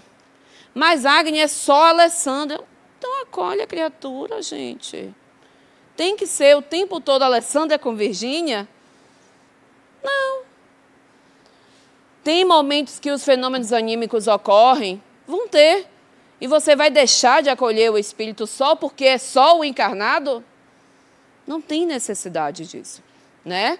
E aí, por fim, ali, arrepios e calafrios. Todo médium tem arrepio? Não. E aí teve uma vez que eu encontrei uma aluna que fez assim, Agnes, se o arrepio sobe, é um espírito bom. Se o arrepio desce, é um espírito ruim. Aí eu fiz, rapaz, que invenção é essa, menina? Que arrepio é esse que sobe e que desce, menina? Eu nunca vi isso. Tá? Eu nunca vi. É percepção que tátil mesmo. Tátil que a mediunidade vai favorecer no corpo físico. E aí tem uma coisa bem interessante. Todo médium sente calor quando está próximo, em sintonia com o espírito? Não. Depende do tipo energético do seu fluido. Tem pessoas que, independente do transe, a mão é quentinha ou é fria de vocês? Alguns vão ser frios, outros vão ser o quê? E frio não é aqui no ar-condicionado do Harmonia, não, que aqui o ar-condicionado do Harmonia está virado no cão. Mas é frio o tempo inteiro, parece uma rã. Quando entrar no transe, vai ficar quentinho? Não, vai ficar mais frio. A pessoa que tem a temperatura corporal quentinha, no transe vai ficar o quê? Mais quentinho. Então, isso varia de acordo com o médium, tá? Só não diga igual minha amiga que o negócio está subindo ou está descendo por causa do tipo do espírito. Então, basicamente, isso aí vocês vão ter esse no ciclo 3, mas eu quero só mostrar a vocês a diferença de um transe, que é isso, para um evento anímico, tá vendo? Cadê o comunicante aqui? Não tem, mas em ambas as coisas a gente vê o quê? Isso aqui é seu psiquismo, tá? O que você tem consciência é o que está acima da linha. O que está abaixo da linha, você não tem tanta consciência. É por isso que é chamado de inconsciente. Durante o momento onde eu entro em sintonia e entro em afinidade com o outro espírito, aquela emanação da onda dele, do perispírito dele, se conecta à minha, e isso favorece o quê? Que o ego ceda controle. Ele cede, mas observe, vou voltar aqui para o mediúnico, ele deixa de estar lá na consciência? Não, então querendo ou não, você sempre ter uma maior ou menor lembrança do que aconteceu. É por isso que vocês vão achar no livro dos médios que os médios podem ser classificados em conscientes, semiconscientes e os tidos inconscientes. São inconscientes? Não, porque para ser inconsciente, esse ego teria que sair daí. E ele não sai. A única diferença é que, se vocês perceberem, ele cede um pouquinho espaço, tá vendo? Quanto mais ele ceder de espaço, menos consciente você tem ao processo. Quanto ele mais ceder de espaço, quanto menos ele ceder, mais consciente. Quanto mais ele ceder, menos consciente. Ou seja, se ele ceder pouco controle, maior recordação você tem. Maior controle você tem durante o fenômeno todo. Se ele ceder maior espaço, menor lembrança você tem e menor controle você também tem. Agni, mas uma pessoa que é consciente não pode migrar para um semiconsciente? Claro que pode, porque observe que isso tudo varia de quê? De concessão ou não do ego. Então, você tanto pode sair do tido inconsciente para o consciente, como do tido consciente para onde? Para o tido inconsciente. Tudo isso é um ceder deste ego. Diga, amigo. Ô, Agnes. Oi, amor. Boa noite. Você está falando aí em fenômenos, né? Agora, gostaria de saber uma coisa que aconteceu comigo, um fenômeno mais levezinho, né? A primeira vez que eu vim aqui, eu vim assistir uma palestra de Adenauer e depois fomos tomar um passe, né? E na hora que eu estava tomando o passe, eu senti isso aqui, assim, de um lado, fez assim. Latejando? Sim. Depois veio para o outro, não foi os dois vezes. Foi um, ficou, e depois o outro, né? Eu fiquei assim, fiquei sem querer perguntar, né? Fiquei ali toda comovida, né? Achando que eu tinha tido assim uma cura, sei lá, uma expansão de consciência. Talvez eu tivesse bloqueado, fosse uma permissão, me desbloqueando, uma coisa assim. Mas até hoje eu não sei, né? Você está aí tão... Dilatação perispiritual. Vocês vão ver isso bem no ciclo 3, é o ciclo que mais fala sobre isso. Para ver transe mediúnico, ou para ver qualquer fenômeno mediúnico, ou qualquer fenômeno anímico, há que haver dilatação perispiritual. E de pessoa para pessoa, a percepção é diferente. Tem pessoas que sentem como se tivesse algo realmente pipocando, como se tivesse pequenos estalos. Tem gente que sente como se a cabeça estivesse inflando. Tem gente que sente como se a cabeça estivesse movendo e não está movendo nada. Como se estivesse caindo pela cadeira e não está saindo do lugar. Isso se chama dilatação perispiritual. Mas aí poderia ser uma outra coisa, né? Que é muito comum em fenômenos tanto anímicos, por exemplo, de transporte, de materialização, ou os mesmos fenômenos, só que agora mediúnicos. Da mesma coisa que é o que o povo chama de fenômenos materiais, né? Onde você vê não só quem está promovendo o fenômeno, mas qualquer outra pessoa percebe, ou seja, fere a sensação. Ela impacta, independente da pessoa estar gerando o fenômeno ou não.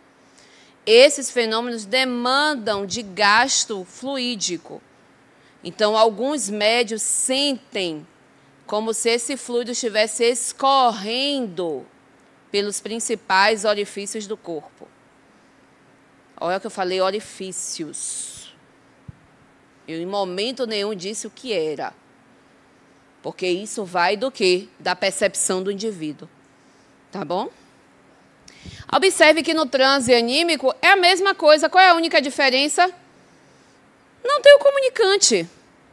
Então, todo fenômeno mediúnico vai ter um pouco de anímico? Sim. Mas todo fenômeno anímico nunca será o quê? Mediúnico. Entenderam? Show. Bora lá. Tipos de médiums. Diga, espírito. Venha. Boa noite, Agni. Numa casa espírita que os colaboradores encarnados e desencarnados trabalham em harmonia em prol da cura. No âmbito hospitalar, aproveitando o gancho que você disse, que trabalhou em hospital e tem essa capacidade de mediunidade ostensiva, que conseguia perceber tanto a equipe encarnada quanto desencarnada, como é que é o campo das manifestações mediúnicas, espíritos desencarnados encontram no hospital campo com facilidade, por exemplo, para como é que se diz? Vampirismo, obsessões e outras... E lá vem a aula de obsessão, que é a aula da semana que vem. Eita! Amigo, qualquer lugar há campo para isso. Você vai ver bem na próxima aula, tá? Porque a obsessão é nada mais, nada menos do que permissão de influência espiritual. Eu permito, consciente ou inconscientemente, a aproximação e a manutenção desta, seja de forma simples, moderada ou mais intensa, de curto prazo ou de longo prazo. Tá? Então, campo para isso, qualquer lugar. Independentemente qualquer lugar. Vamos dizer assim, da psicosfera do ambiente. Não, qualquer lugar. Você pode ter um hospital com a psicosfera mais tranquila, e você ter, por exemplo, uma casa, um lar, com a psicosfera muito mais intensa. Depende dos espíritos que estão compondo aquele local. Então, assim, não tem como você determinar. Porque, às vezes, a gente acha, né? Certos ambientes demandariam um potencial muito maior. Não necessariamente. Não necessariamente. Às vezes, não precisa nem ter o desencarnado. Mas é a mente, a psicosfera dos encarnados que mantém. Né? Eu tenho um amigo meu que é médium e ele é advogado criminal. E ele fala que toda vez que ele vai fazer um processo de defesa de um cliente dele, ele percebe essa psicosfera densa. Aí a gente poderia atribuir aos desencarnados, não poderia? Oxente, mas e os encarnados que estão ali? Porque se eu estou defendendo alguém que cometeu um crime, pode ter certeza que existe uma família ou até mesmo outro cliente do outro processo que também está ali o quê? Minimamente emanando o quê? Com certeza não é paz para você, né? Amor, caridade, né? Vai lá, fale bem, amigo. Não, eu vou estar emanando exatamente o contrário. E isso cria uma psicosfera extremamente densa. E que não necessariamente necessita de um desencarnado para isso. Show? Já vi, amigo. Eu já vi. Eu já vi. Então, bora lá. Tipos de médiums. Curadores. O nome já ajuda. Promovem cura. Dentro de um hospital, você pode utilizar o seu fluido para curar? Poder pode, criatura, mas pense bem, seu fluido tem que durar 12 horas, 24 horas. Se eu sair curando todo mundo, cadê a enfermeira do plantão? Eu vou ter que repor isso, não vou? Que horas eu vou repor? Trabalhando 12, 24 horas. Na hora do descanso, Agni. Você já viu o que é um descanso de um profissional da área de saúde? Beijo. Não dá para curar, gente. É lindo. Você doa fluido. Mas se você sair doando para 25 leitos, Ave Maria, das 6 horas você está morta. Não tem café, creme cracker, manteiga, bala que dê jeito. E olha que o pessoal da área de saúde agarra uma garrafa de café, né? Faz uma gastrite, uma esofagite, mas fica ali agarrado. Para tentar o quê? Dar um up. Então, médiuns curadores trabalham dentro de hospital? Não deveriam. Porque se ele sair curando todo mundo que tem ali, ele não vai ter para ele. E a premissa de todo médium é, primeiro eu tenho que salvar quem?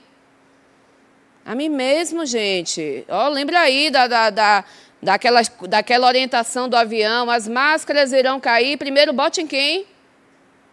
Alguém manda você botar em outra pessoa primeiro? Primeiro bote você, depois auxilie o outro. Aí sim, saia dosando. Então, médiuns curadores são aqueles indivíduos que têm um potencial fluídico exuberante. E aí vocês percebem, aquelas pessoas que às vezes a gente está ali mal e quando chega do lado da pessoa não precisa nem fazer nada.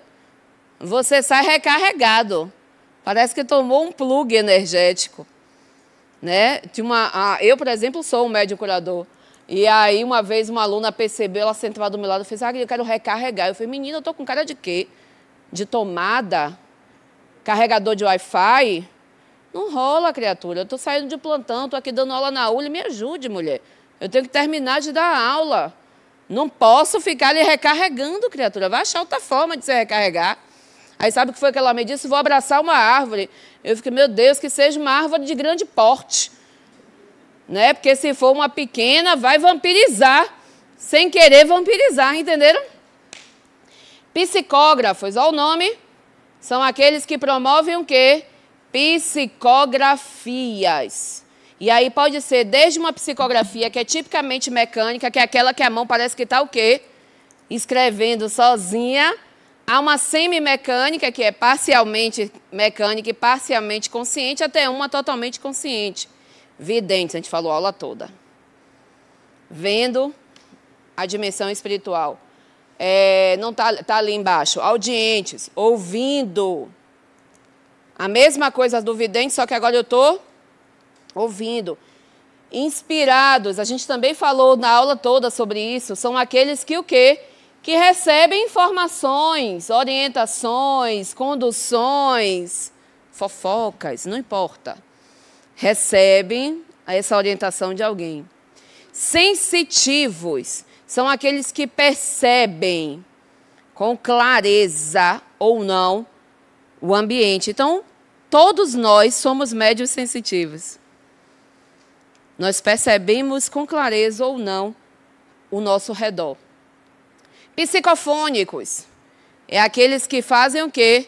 Que falam, que é o que normalmente a gente lembra, que é o médium de psicofonia. É aquele que entra em transe e comunica através da fala, seja ele consciente, semiconsciente ou inconsciente, como a gente já falou. Sonambúlicos, a gente também já falou sobre isso aqui. São aqueles que, no momento do sonambulismo, promovem o transe da psicofonia. Isso pode ocorrer também no desdobramento? Também. No momento do evento anímico, haver o quê? Transe mediúnico no momento do desdobramento, que é o que muita gente chama assim, são médios de desdobramento que entram em transe. E de materialização, a gente também já falou sobre eles. São aqueles que, durante o processo, percebem a doação de fluido para materializar, para transportar. Coisa linda, eu já vi. Ou tem uma crise de ansiedade. Pode ser um sintoma mediúnico. Bora lá para finalizar. Tenho 5 minutos, criaturas. Me aguentem aí.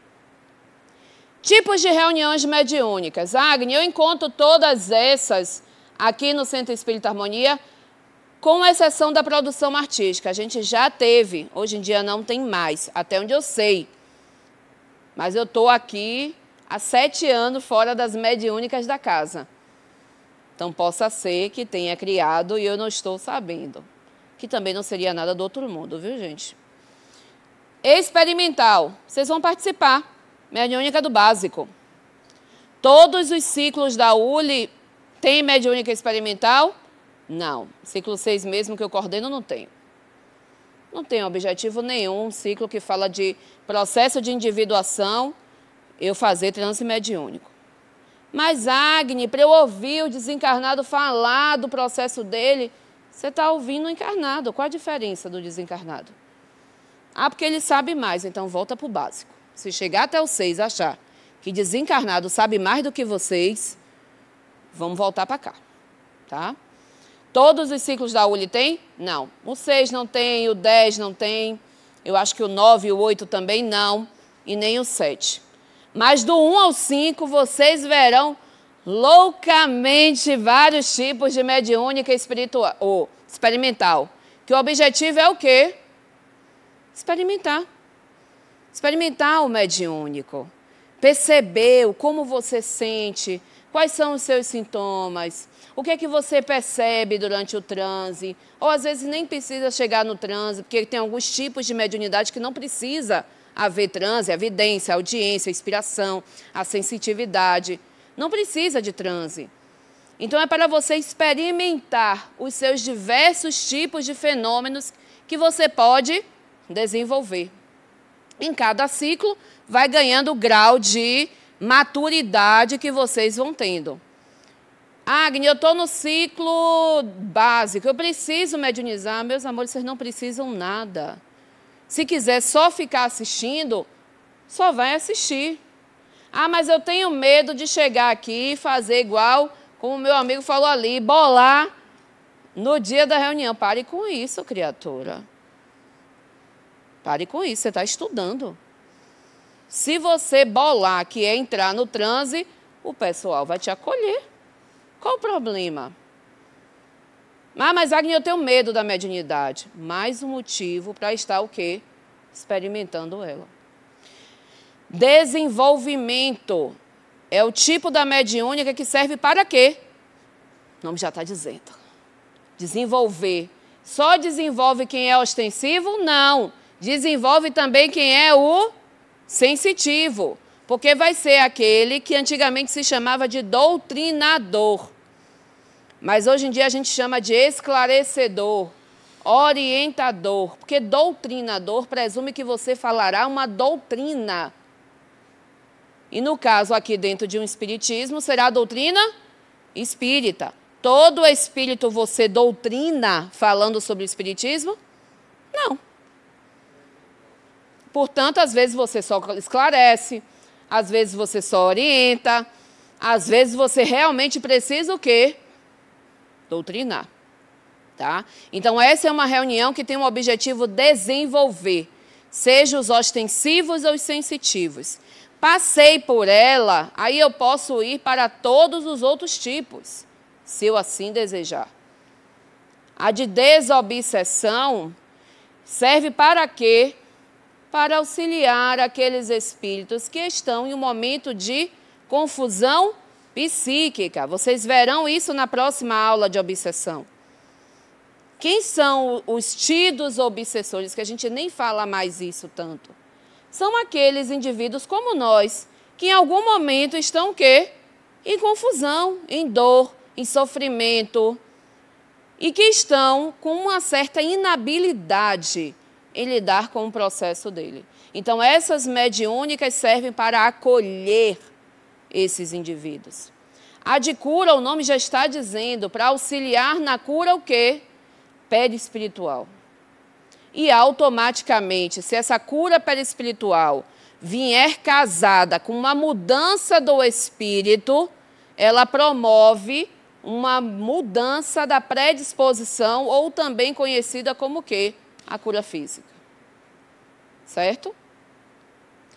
Produção de mensagens instrutivas. Toda e qualquer reunião daqui do Centro Espírita Harmonia tem momentos onde são permitidas orientações para a equipe, tanto que trabalha quanto para conduções da casa. Tá? E, por fim, a de produção artística, que é o quê? Mediúnica de psicografia, mediúnica de psicopictografia. Aqui já teve os dois tipos de mediúnica e até onde eu sei, hoje em dia não tem mais. Então, Agni, eu vejo o quê? Você vai ver do campo, todas as aulas, do 1 ao 5 praticamente, experimental, e vai ver no campus 2, no campus 3, no campus 4 e no campus 5, todas menos a de produção artística. Tá, meus amores? É isso, seus lindos, um beijo e até a próxima aula.